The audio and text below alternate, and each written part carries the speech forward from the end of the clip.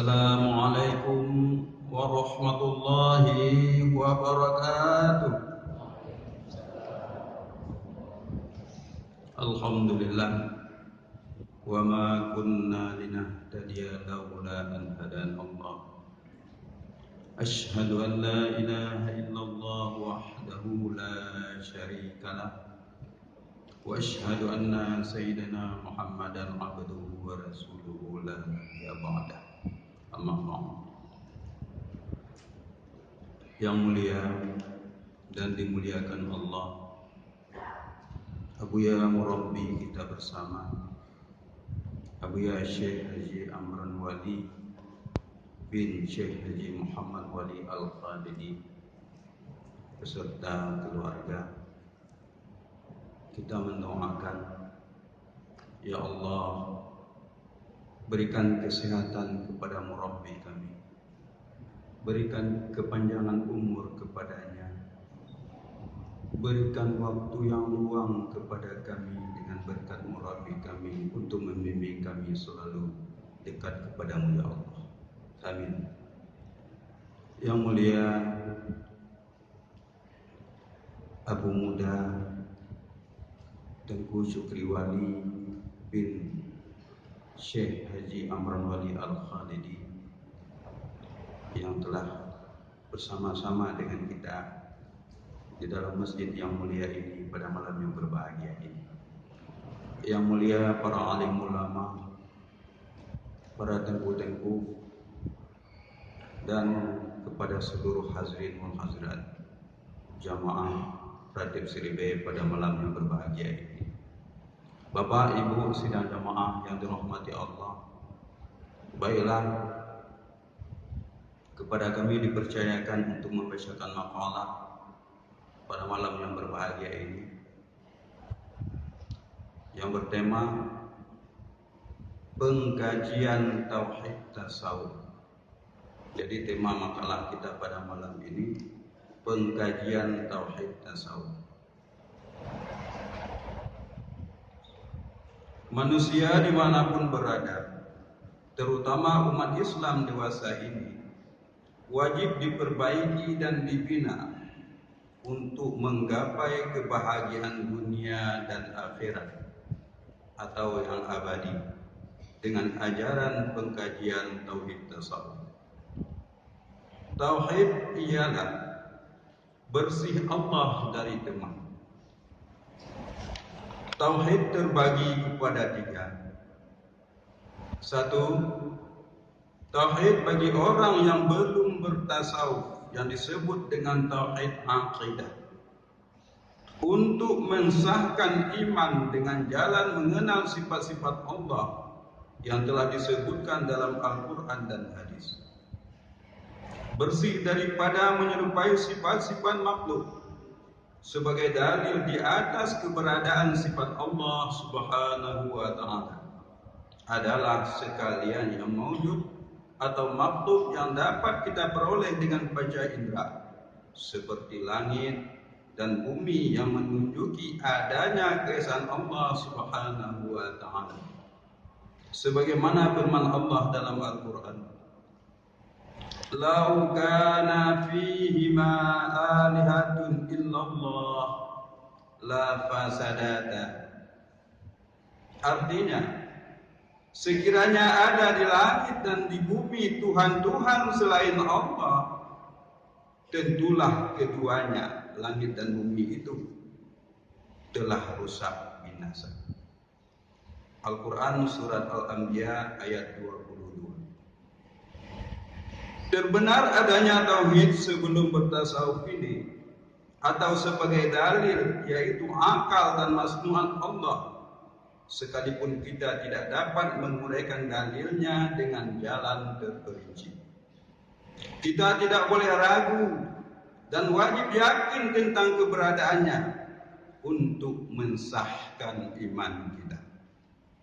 Inilah penyebab didirikan kiblat, terpelihara darah sesama muslim, dan tidak dikuburkan di dalam pekuburan orang-orang yang Islam. Dengan tauhid ini, kita belum dapat berakhlak yang baik, serta berkeyakinan secara ayat. Karena masih banyak tersangkut hatinya kepada selain Allah.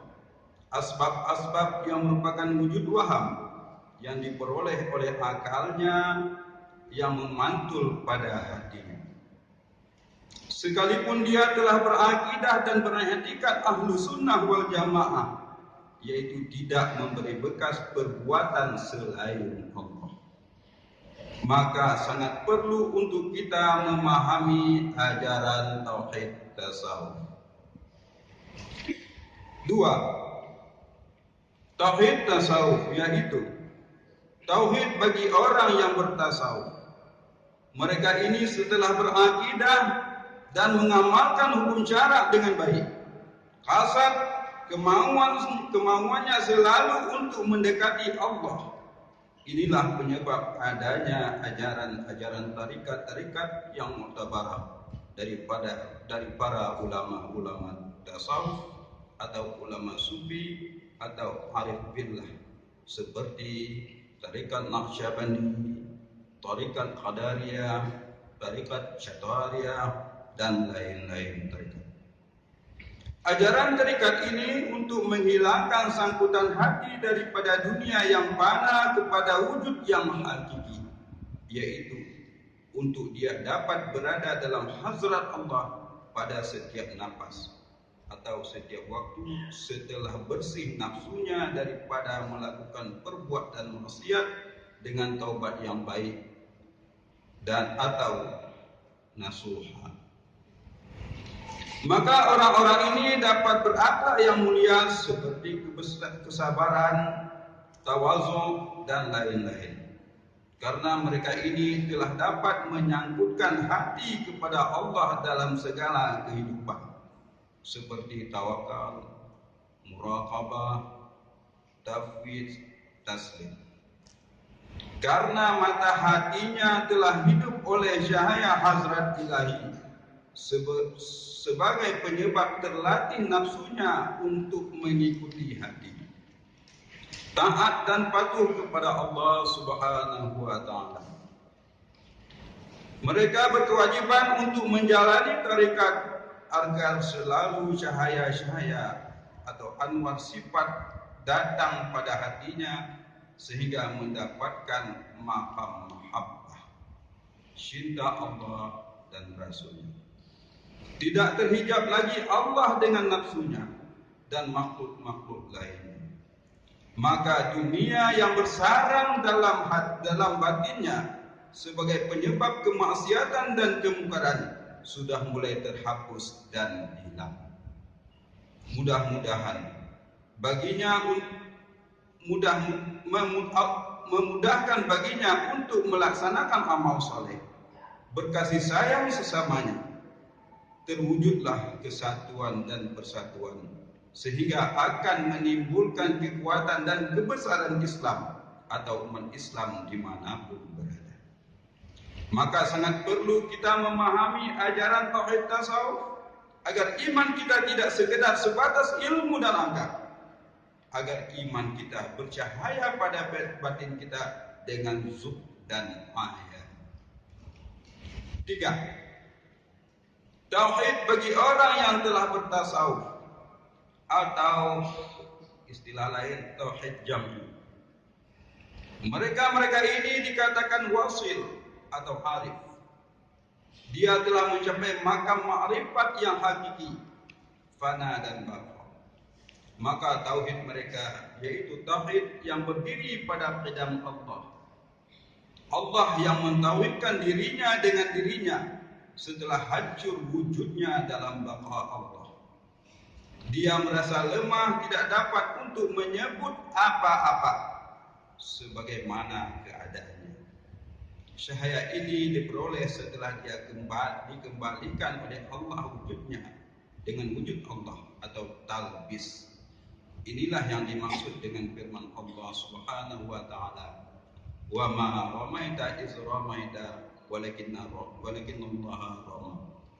Artinya, dan bukanlah kamu yang melempar ketika kamu melempar, tetapi Allah lah yang melempar. Al-Quran surat Al-Anfal ayat 17. Karena telah terbenam ma'rifatnya sehabis-habis ma'rifat, tidak sampai kepada ini ma'rifat oleh dalil, tidak menunjuki kepadanya syahid, tidak sampai kepadanya wasilah, karena pada waktu itu dia fana, yang ada hanya Allah.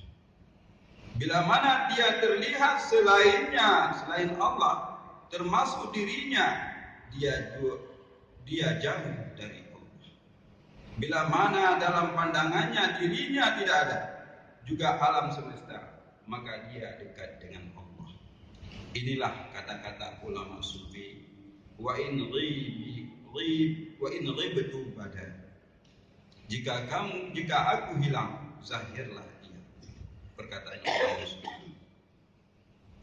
Ia selalu memandang selain Allah, fana dalam ahadiyat jama'. Dia berpindah daripada ilmu kepada hal.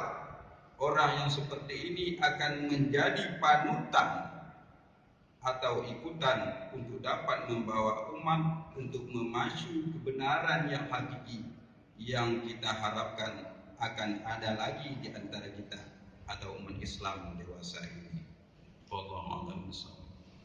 Sekianlah dari pembahasan kami makalah yang bertema pengkajian tasawuf. Akhir kalam, assalamualaikum warahmatullahi wabarakatuh.